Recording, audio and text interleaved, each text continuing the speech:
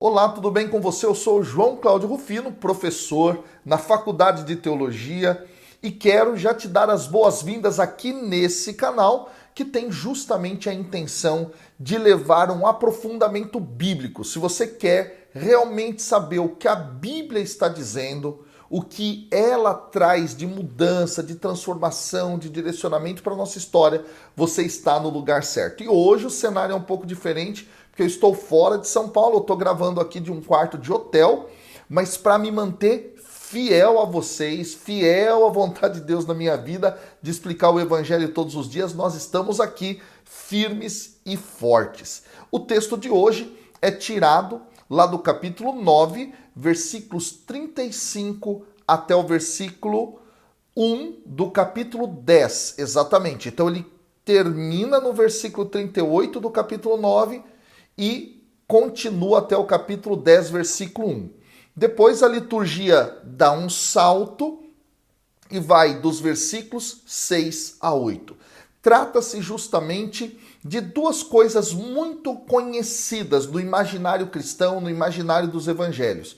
Primeiro, aquela expressão de Jesus: a messe é grande, mas os operários são poucos. E depois, o momento em que Jesus envia os 12, beleza? Então, vamos, sem mais delongas, mergulhar nesse texto. Agora, quero pedir que você possa deixar aqui a sua curtida, o seu comentário, o seu compartilhamento e que você possa também se inscrever no canal ativando o sininho para as notificações. Isso é muito, muito, muito importante, pessoal. Beleza? Então, eu conto com a ajuda de cada um de vocês. Vamos ler o texto. O texto diz assim: Jesus percorria todas as cidades e povoados, ensinando em suas sinagogas e pregando o evangelho do reino, enquanto curava toda sorte de doenças e enfermidades. Ao ver a multidão, teve compaixão dela, porque estava cansada e abatida como ovelhas sem pastor. Então disse aos seus discípulos: a colheita é grande, mas poucos os operários. Pedi, pois, ao Senhor da colheita que envie operários para a sua colheita. Chamou os 12 discípulos e deu-lhes autoridade de expulsar os espíritos imundos e de curar toda sorte de males e enfermidades. Dirigi-vos antes as ovelhas perdidas na casa de Israel. Dirigindo-vos a elas, proclamai: o reino dos céus está próximo, curai os doentes, ressuscitai os mortos, purificai os leprosos, expulsai os demônios, de graça recebestes, de graça dai. Bom, nós estamos aqui diante de dois momentos importantes. O primeiro, então, é aquele que começa no capítulo 9, versículo 35 até o versículo 38. E Jesus aqui, então, está de alguma forma trazendo um pouco a conclusão daquilo que é o seu ministério. Exatamente, o seu ministério que vai ter início lá pelos idos já do capítulo 4, no versículo 23. E, neste momento, ao terminar o seu ministério, num primeiro instante, tá? O ministério obviamente vai continuar, mas é a primeira fase, digamos assim, do seu ministério. Ele vai então enviar no segundo momento os seus discípulos, tá ok? Então Jesus percorria todas as cidades, povoados, ensinando nas sinagogas, pregando o evangelho do reino. Tudo isso é uma espécie de resumo do que ele fez até agora no evangelho de Mateus, curando toda sorte de doenças e enfermidades. E aí, mais uma vez, Jesus vai se deparar com a multidão. Só que o texto vai mostrar algo bastante interessante aqui e que vai ser fundamental para a teologia de Mateus. Ao ver a multidão, ele teve compaixão dela. Esse ponto é espetacular, ok? ok? E essa compaixão, ela vai ser repetida como um tema dentro desse evangelho no capítulo 14, versículo 14, no capítulo 15, versículo 32, mas também é uma retomada, essa atitude de Jesus ter compaixão é uma retomada daquilo que está presente dentro do Antigo Testamento, exatamente, onde vai mostrar que Deus ele é compassivo, que ele é misericordioso. Então, por exemplo, em Deuteronômio, capítulo 30, versículo 3, primeiro livro de Samuel, capítulo 23, versículo 21, no Salmo 103, versículo 13, em Isaías, capítulo 49, versículo 15, também no capítulo 54, versículo 8, e em Lamentações, capítulo 4, versículo 10. No Novo Testamento, é muito interessante que o cristão, ele é chamado a viver como Jesus. Exatamente. Nós somos admoestados e a mostrar compaixão por aquelas pessoas que estão em necessidade. Isso vai aparecer em Colossenses capítulo 3, versículo 12, em Hebreus capítulo 10, versículo 34 e também em Tiago, no capítulo 5, versículo 11. Bom, Jesus então vê a multidão, tem compaixão dela e agora o texto vai dizer que esta multidão estava cansada, abatida como ovelhas sem pastor. Aqui é um dado muito interessante. Ao ter compaixão destas pessoas, e elas são agora comparadas como ovelhas, não é? O texto está justamente identificando Jesus como o bom pastor. Isso vai acontecer de modo especial num texto muito conhecido, que é lá João, no capítulo 10, dos versículos 1 a 18, mas é uma retomada daquilo que está presente lá no profeta Ezequiel, no capítulo 34. O Messias será aquele que, como um bom pastor, vai olhar para as ovelhas e para as necessidades que elas têm. Jesus, então, ele é identificado com isso.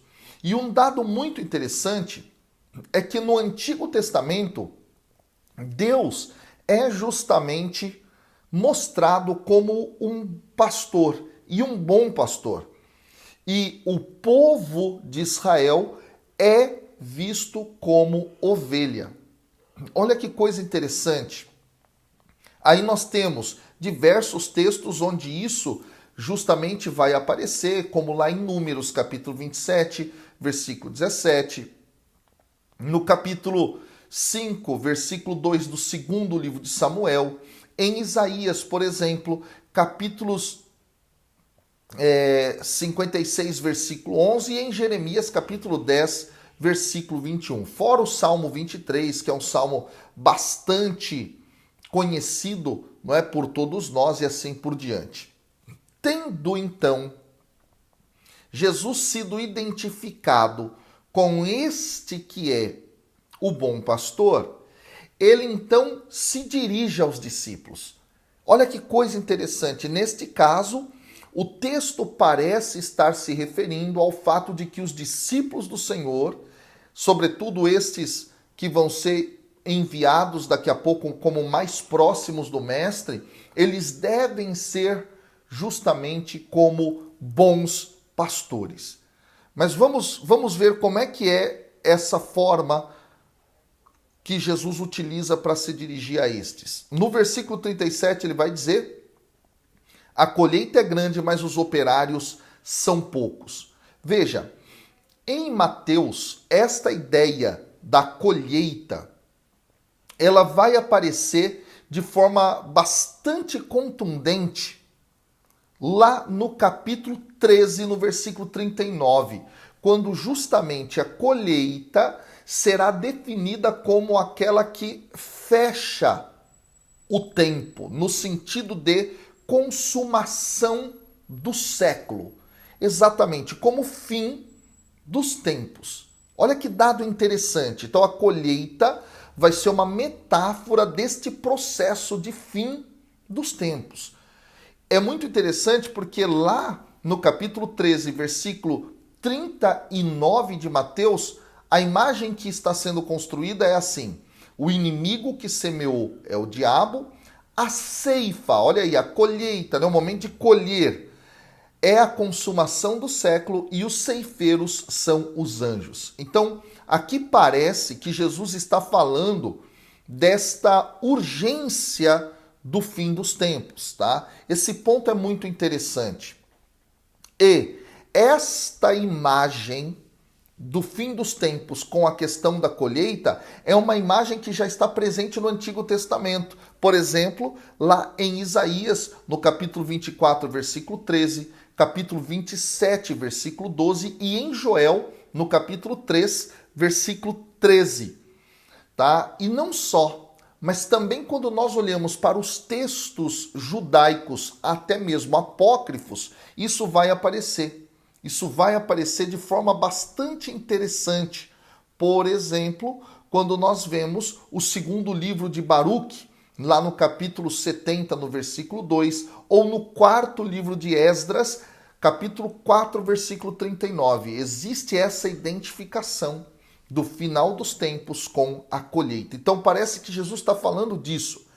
O povo está cansado sem um pastor que lhes possa dar descanso e cuidado. Jesus então diz: olha, eu sou esse bom pastor, mas eu quero passar essa missão de cuidado para vocês, e essa missão ela é urgente. E aí vem então o versículo 38, quando Jesus diz aos seus: então olha só, pedi, pois, ao Senhor da colheita que envie operários para a sua colheita. É muito interessante essa imagem que está sendo utilizada agora. Por quê?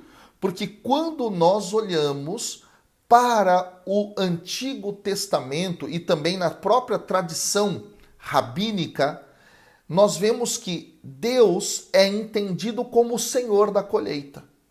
Em diversos momentos. A gente tem isso em Isaías capítulo 18, versículos 4 e 5, capítulo 27, versículo 12. Nós temos isso aparecendo também, não é? Dentro do Antigo Testamento, lá no livro de Oséias, no capítulo 6, versículo 11, e também lá em Joel, no capítulo 3, versículo 13. Nesse sentido, então, Jesus é identificado com o Pai, né? Nesse sentido em que, como o Pai é o Senhor da colheita, ele parece estar se dirigindo a si mesmo e falando a respeito disso. Bom, tendo feito toda esta preparação para falar que o povo precisa de um pastor que cuide dele, para falar que é urgente isso, porque está se aproximando o fim dos tempos, Jesus então agora chama os 12 discípulos. Aqui nós já estamos no capítulo 10, versículo 1. Ele os chama, e é muito interessante porque até aqui Jesus tinha diversos discípulos, claro, mas ele tinha chamado apenas 5. Tá? Ele tinha chamado apenas 5 até agora. Então, nós teríamos os primeiros lá no capítulo 4, versículo 18 a 22, ele chamou 4. E aí no capítulo 9, versículo 9, ele chama Mateus. E agora ele chama entre todos os seus seguidores 12 mais próximos.